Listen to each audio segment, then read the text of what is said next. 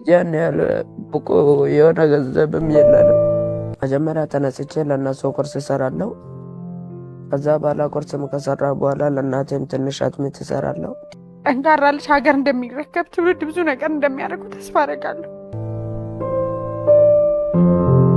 እኔ ነበር ያስታመምኳት።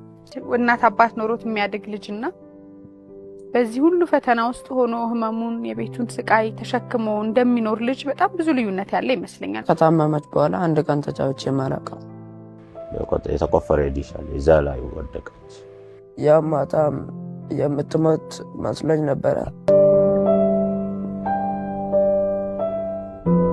ማንም ሰው አጠገቤን ነበር።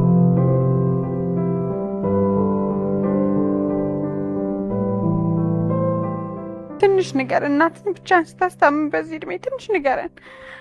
ያን ያህል ብቁ የሆነ ገንዘብም የለንም።